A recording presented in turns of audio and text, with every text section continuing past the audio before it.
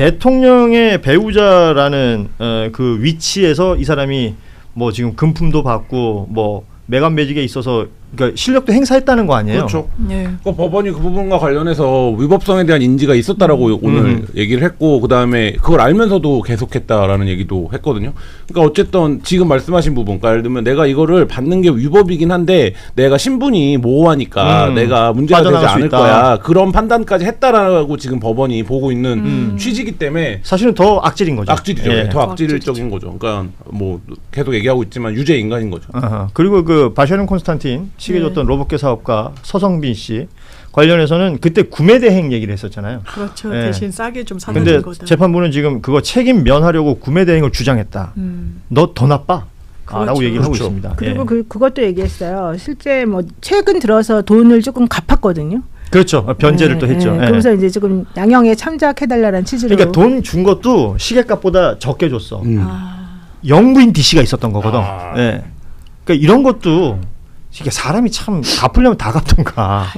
그러니까 마지막 그 순간까지도 자기 손해를 안 보려고 했던 것 같다는 생각도 그리고 이제 들고. 그 목걸이, 그 비싼 목걸이도 반클레프. 반클레프는 아펠 목걸이 관련해서도 거짓말했잖아요. 그때 홍콩에서 뭐 어머니가 사줬네. 뭐 짝퉁이다, 지인한테 빌렸다, 뭐. 그 부분도 판사님이 곱게 안 본 것 같아요. 이 얘기도 정확하게 지적을 했어요. 사실은 그 변명들이 국민들 더 열받게 한 거죠. 맞아요. 거짓말을 아주. 그리고 막 가품도 만들어냈잖아요. 가품도 만들었었고 그 부분과 관련해서 어쨌든 어떤 방식으로 이걸 빠져나갈지에 대한 계획을 세웠다라는 부분, 그거를 재판부가 지적을 했어요. 그렇습니다. 예. 그리고 생각해 보면 압수수색 올 것을 알고 뭔가를 다른 장치들을 해놨었잖아요. 그렇죠. 약간 좀 함정 비슷하게 뭐 그런 거 있었죠. 그림도 뭐 예를 들면 오빠의 장모님네 집에 갖다 놓고 뭐 이런 거잖아요. 그러니까 이제 그게 혼선을 주잖아. 근데 재판부가 그 얘기를 오늘 한 거죠. 그건 굉장히 이례적인 거고 말이 안 되는 거다. 자, 그리고 이 김건희 씨가 최후 변론에서 했다는 이 문장, 저는 뭐 직접 듣지는 못했는데 문장 보고 있으니까 과거 행적이 왜곡돼서 희대의 악녀로 낙인이 찍혀서 감당하기 어려운 모욕을 견뎌야 하는 상황이다. 이런 호소를 했다고 합니다. 이거 다 반대로 얘기하면 돼요. 희대의 악녀로 낙인 찍힌 게 아니라 희대의 악행을 본인이 저지른 거고 모욕을 견뎌야 했던 거는 본인이 아니라 대한민국 국민들이었어요. 예. 여기에 대해서 이렇게 항변한 걸 그대로 변호인이 놔둔 것도 사실 인정이 안 되고 이해도 안 되고. 변호사가 일 잘 못하는 것 같은데. 이제 선고를 시작한다고 합니다. 좀 떨리네요. 이건 뭐 판사의 오히려 영리를 건드리는 거죠. 징역 7년. 267년을 하나 맞췄네. 200년이 차이가 나요.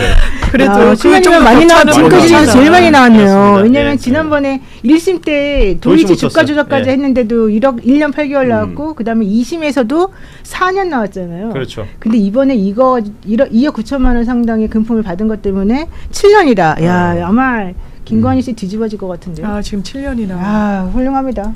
오늘 이 재판이 지금 뭐 보시는 분들이 있겠지만 생중계가 되고 있기 때문에 재판 초반부터 뭐 부축을 받으면서 들어오는 모습이라든지 그렇죠. 김건희 씨의 모습들을 쭉 보셨을 텐데 지금 이제 선고되는 장면에 보니까 이제 일어서서 징역 7년을 선고받는 상황.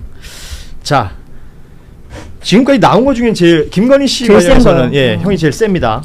그 전에는 그 우인성 판사 뭐 잘못했다고 실컷 뭐 이런저런 문자를 많이 썼었는데 형은 실제로 뭐 1년 8개월이었나요? 뭐 그거밖에 안 줬었고. 그럼 조만간 나오는 거예요. 2심 가서도 도이치모터스 당시에 이제 4년 얘기가 있었던 건데 그것도 4년 더하기 7년이면은 어쨌든 11년은 사는 거네요. 현재로서는. 최소 11년입니다. 여기도 경우의 수 같은 게 있네. 재판이 어떻게 되느냐에 따라. 그렇죠. 자, 이게 아시다시피 1심이고요. 뭐 물론 항소 그 이후에 뭐 대법원까지 가면 또 어떻게 될지 모르겠지만 1심에서 이렇게 7년을 선고했다는 것, 구형량에 거의 준하게 선고를 했다는 건 상징적인 의미가 있겠죠? 매우 저는 의미가 있고요. 지금 재판장이 1시간 40분 동안 사실은 이거를 계속 읽었어요. 그렇습니다. 뭐가 문제인지를. 그리고 더 중요한 건 이 사건의 공동 피고인들. 그러니까 이 김건희 씨에게 물건이나 이 금품을 제공했다고 하는 사람들은 사실은 이배영 씨 빼고는 다 인정했어요. 그런 부분들이 저는 이번에 유죄 판결에 매우 중요한 영향을 미쳤을 것 같고 7년 선고라고 하는 거는 대단히 재판부 입장에서는 되게 안타까워하면서도 그래도 본인이 줄 수 있는 최대의 치료 사실은 준 거다. 이거 되게 의미 있는 판결이었다 생각이 듭니다. 여기 지금 디올백 그 줬던 최재형 목사. 최아브람 목사님. 아브라함이신가요? 최아브람. 지금 보니까 벌금 800만 원이 나왔네요. 근데 최재형 목사는 집행유예를 더 원했을 수도 있어요. 왜냐하면 700만 원이 없대요. 벌금 800만 원이 없다고 하더라고요. 그래요? 벌금이 없다고 하더라고요. 돈이 없다고 그러더라고요. 아무튼 뭐 지금 이런 상황들이 선고된 내용들이 막 나왔기 때문에 지금 저희가 전해드렸고요. 다시 한번 정리하면 김건희 씨 매각 매직 관련된 혐의, 지금 법원에서 다투었던 내용들은 뭐 크게 보면 4가지 정도 될 것 같습니다.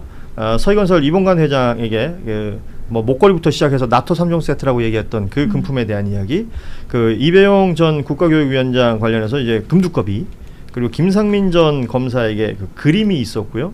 또 게로버 사업가 서성빈 씨에게 받았던 콘스탄틴 그 시계 뭐 등등 모두 다 유죄로 인정이 되었고, 그 결과 그 구형은 7년 6개월이었습니다만 선고는 징역 7년이 선고됐다. 이렇게 정리를 할 수 있을 것 같습니다. 야, 그래도 진짜 고생했네요. 검찰도 고생을 했고 우리들도 고생을 했는데 아마 김건희 씨는 되게 속상해하고 있을 것 같긴 하네. 근데 뭐 왜 이렇게 많이 받았죠? 자기는 돈도 많고 뭐도 많은 사람이. 그러니까 무력이 정말 끝도 끝이 없는 없었던 것 같아. 거고, 그 자리에 있을 때 오히려 자제하는 게 아니라 한번 정말 무슨 물 들어왔을 때 노젓는다는 심정으로 그 자리에 있었던 거고, 심지어 거리낌 없이 그 자리를 주기도 했었고, 금고 무기를 받았다는 이유로, 그림을 받았다는 이유로 챙겨주고 했던 걸 도저히 묵과할 수 없는데 자신을 악녀로 낙인 찍었다는 이런 어떻게 보면 비겁한 자기 항변까지 했다는 건 재판부 대한민국 이렇게 뭐 예를 들면 뭐 하나 자리 하나 해줄 때마다 금두꺼비도 받고 돈도 받고 그림도 받고 뭐 했는데 돈이 하나도 안 나올까요? 난 그게 지금 특검 수사가 갖고 있는 근본적 한계인 것 같아요. 그러니까 우리 흔히 말하는 저수지를 찾아야 되는 건데, 그러니까 뭐 저수지까지 아니더라도 누가 이제 김건희 씨의 행태를 봤을 때 돈도 받았을 거잖아요. 이런 거면. 근데 지금 그 부분에 대한 수사가 전혀 안 되고 있고, 예를 들면 뭐 양평고속도로라든지 이런 부분들, 이제 김건희 씨 일가가 그렇죠. 사위가 대통령이어서 그 직을 이용해서 공적인 의사결정에 영향을 미쳐서 재산을 축적하려고, 부를 축적하려고 했던 행위들에 대한 수사도 제대로 안 이루어져 있고, 뭐 이런 부분들이 사실 아쉬움이죠. 그러니까 지금 김건희, 윤석열의 돈은 하나도 나온 게 없어요. 지금 뭐 말씀하신 것처럼 뭐 금두껍이나 그림이나 이렇게 혐물이 있는 것들은 지금 이런 식으로 재판이라도 진행이 되고 있는데, 따지자면 도이치모터스로 번 돈도 어디 갔습니까? 법원 이제 검찰에서 인정한 23억부터 지금 어디 있는지 모르는 거 아니에요? 그렇죠. 그리고 그 외에, 그리고 사실은 고속도로 꺾었으면 한 푼 두 푼이겠어요. 그리고 이후에 그 돈이 어떤 식으로 활용이 됐는지도 사실은 따져볼 필요가 있을 것 같고, 반드시 추적해야 될 것 같아요. 아무튼 그렇습니다. 지금 이 상황들을 두고 결과적으로는 이제 뭐 사필 규정이라고 말할 수 있겠지만, 또 형량 자체도 선고 대비 거의 준하는 수준이 나와서 뭐 항소 이후에 또 상황은 또 우리가 봐야 되겠을 것 같고요. 앞서 얘기했던 그 본인이 이제 희대의 악녀로 낙이 찍혀서 감당하기 어려운 모욕을 견딘다라는 건 최후 변론에서 김건희 측에서 나온 이야기다. 김건희 본인의 이야기는 아니다라는 부분 다시 한번 정리해드리고, 김건희는 최후 진술에서 직접 했던 얘기는 이런 거예요. 제 경솔한 처신에 대해 진심으로 깊이 반성한다. 국민께 진심으로 사죄드리고 재판부의 판단을 겸허히 받아들이겠다. 남은 세월은 속죄하며 살겠다. 적어도 이제 최소 7년 이상은 한 곳에서 속죄를 해야 되겠네요. 예. 이게 7년, 4년, 11년. 이게 항소심 1년 가서 6개월. 그 4년짜리는 거의 확정이고, 그렇죠? 이 형 자체로는. 예. 왜냐하면 대법원에 가도 형이 뒤집어지는 건 아니니까. 예. 그러면 지금 이 매각 매직 관련된 부분이 사실 이제 김건희 씨한테는 되게 중요한 재판이었는데, 이게 7년을 1심에서 받았으면 2심에서 항소한다고 해서 이게 떨어질 가능성은 사실은 거의 없거든요. 예. 그러니까 최소 더 올라가지 않으면 더 꺾어질 일이 없어서, 기본적으로 4년만 없으면 이 사람은 사실은 한동안 10년 넘게는 계속 이제 못 나올 것 같아요. 근데 그래도 젊다. 60대 후반. 아니지, 50대 지금 초반 아니에요, 이 여자분? 72년생. 그러니까 초반은 아니지, 뭐 중반쯤 됐죠. 벌써 72년생이 벌써 중반이야. 네. 뭐 언제 뭐 45년에 태어났는데 다들 본인 나이만 생각을 하시는 경향이 있어요. 여보세요. 네. 진짜 안타깝네. 근데 어쨌든 그래도 젊네.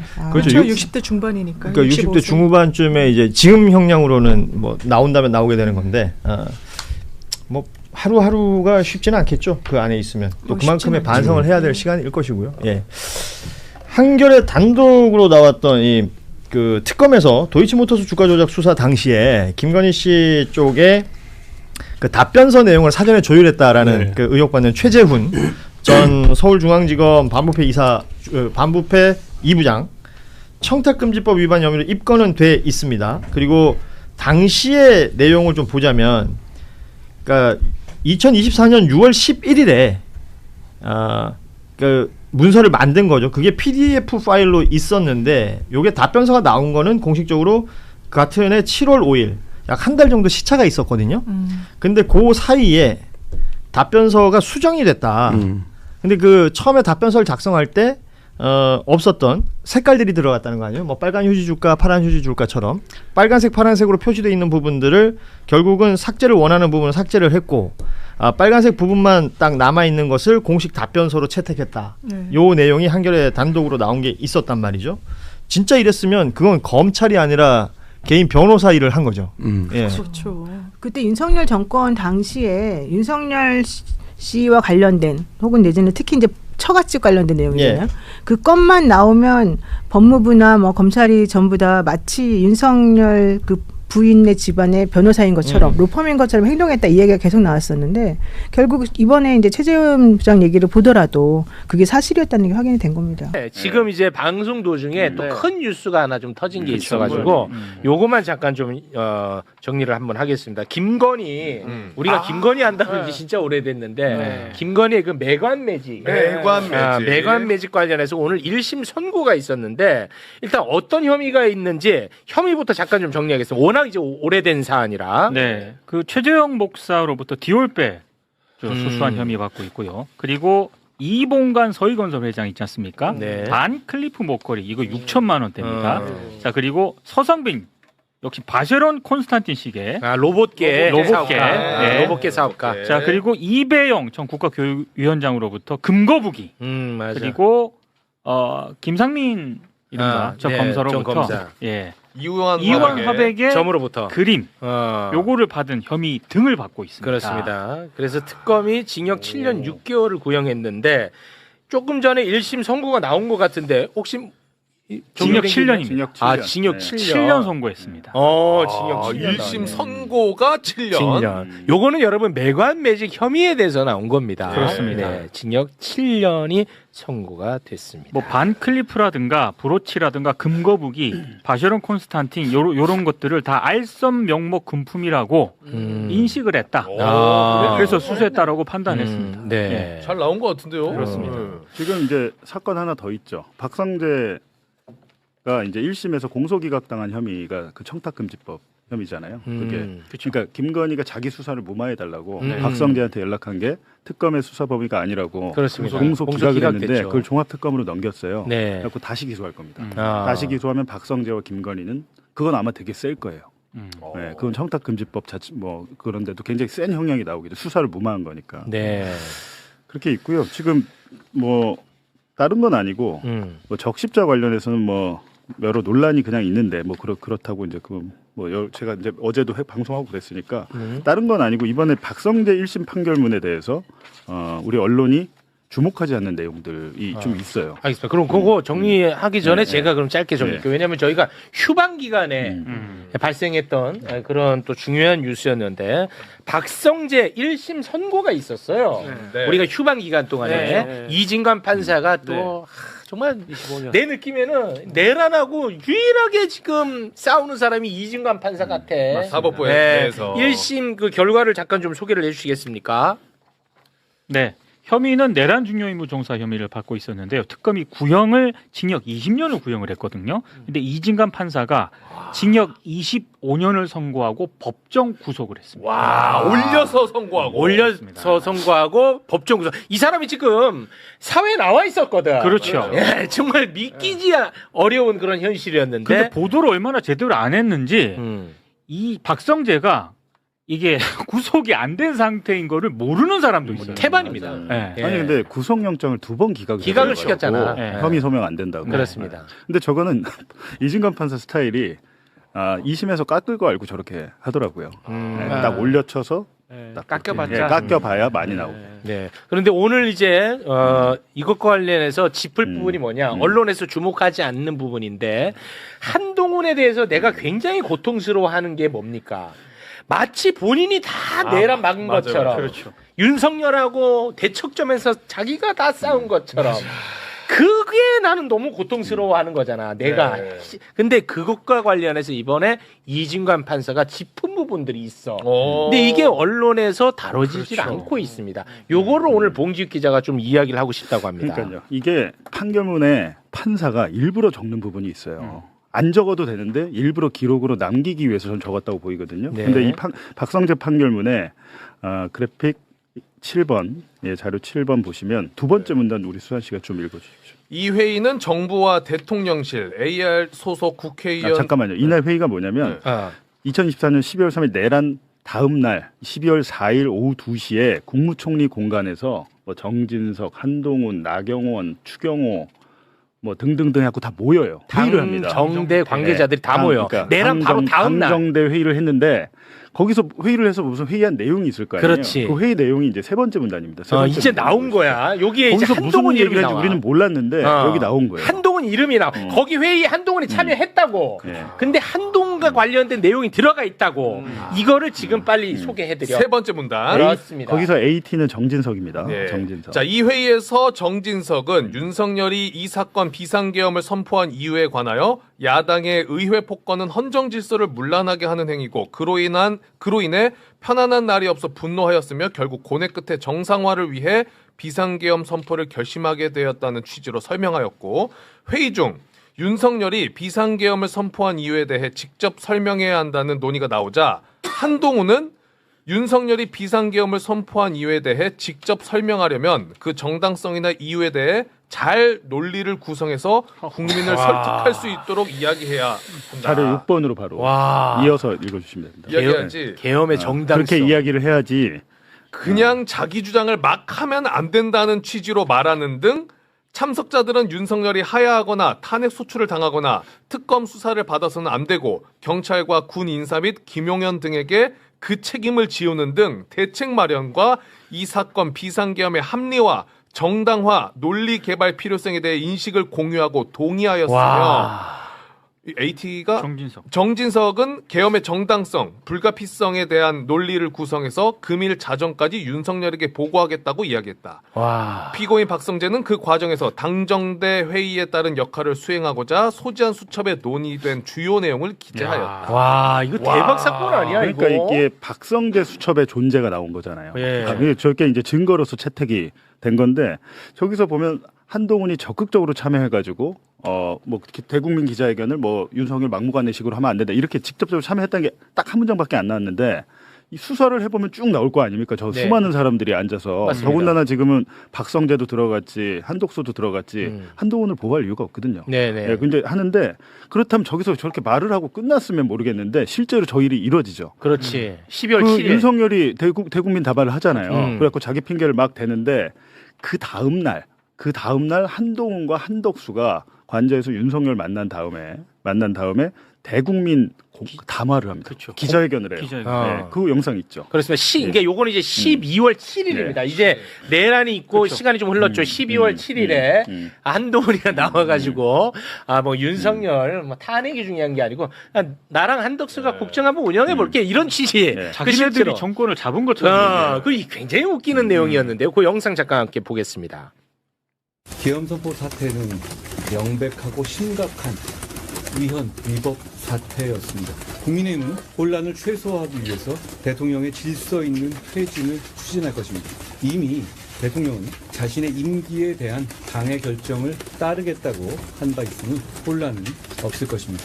오직 대한민국과 국민의 최선인 방식으로 국민들께서 불안해하시지 않게 예측 가능하고 투명하게 추진할 것입니다. 그 과정에서 민주당과도 협의할 것입니다. 대통령 퇴진 시까지 대통령은 사실상 직무 배제될 것이고 국무총리가 당과 협의하여 국정 운영을 차질 없이 챙길 것입니다. 너 뭔데? 아니, 너 뭔데 도대체? 근데 본인이 마치 내란하고 싸운 것처럼. 그러니까 이거 1년의 시간을 보면 12월 4일에 당정대 회의에서 논의된 것들이 실현이 되고 있잖아요. 그리고 저게 지금 보시면 저게 2차 내란 아닌가요? 맞아요. 임기를 당에서 국민의힘에서 결정하겠죠. 윤석열의 임기를 자기들이 결정하고 직무배제시키겠다. 그리고 정부와 당이 공동 운영하겠다. 우리 헌법에 저런 게 어디 있습니까? 그렇죠. 저게 위헌적인 발상이고 위헌적인 행동을 실천한 거잖아요. 그래서 저는 이 부분에 대해서 이상하게도 1차 특검에서 이 부분을 수사를 안 하니까 이진관 판사가 기록을 보다가 야 이거는 적어놔야겠다. 진짜 훌륭해. 적어놓은 건데 이 힌트를 준 거죠. 훌륭해. 근데 종합특검이 지금 2차 연장을 해가지고 한 달도 안 남았어요. 아. 사실상 수사하기 어려운데 아. 이거는 국수본이나 뭐 경찰이라도 수사를 한번 해봐야 되지 않는가라는 네. 생각이 드는데 또 이 이진관 판사가 그러니까 판결문 속에 숨겨놓은 비밀이 또 하나 있는데 내란과 관련해서 뭐 처벌을 받은 검사가 한 명도 없습니다 지금까지. 박성재가 유일하죠 그나마. 현직 검사들이 많이 가담을 한 것 같은데 이상하잖아요 지금. 네. 근데 판결문 속에 검찰이 내란에 어떻게 좀 동조가 가담한 돼 있는지 정황이 나와 있는데 9번 자료 보시면 이것도 한번 읽어주시죠. 자, 검찰의 내란 가담을 의심할 만한 추가 정황이 존재하지만 특별검사 등에 의한 수사가 이루어지지 않은 것으로 보인다. 검찰 지휘부로부터 서울 남부지검과 수원고검 관내에 별도의 계엄 관련 지시가 내려졌을 수 있다고 보여진다. 그래서요. 그러니까 저게 내란 당일에 밤에 검사들이 어떻게 움직였는지를 수사 기록을 판사가 보니까 이것들 봐라. 8번 자료를 보여주세요.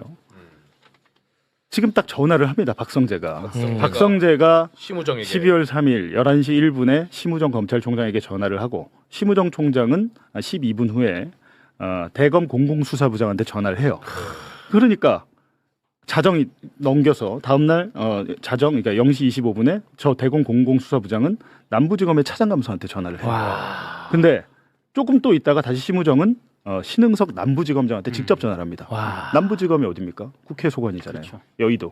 국회 소관이고 지금 저 전화만 있는 게 아니라 수원지검과 수원고검의 검사들, 지검장들이 막 서로 막 통화하고 특히 그 강백신 아시죠? 네. 네, 우리가 어미준하고 강백신 대표적인 조작검사 행동대장들인데 강백신 성남지청장이 대검 과학수사부장에게 전화를 한 사실이 통화 내역이 나왔어요.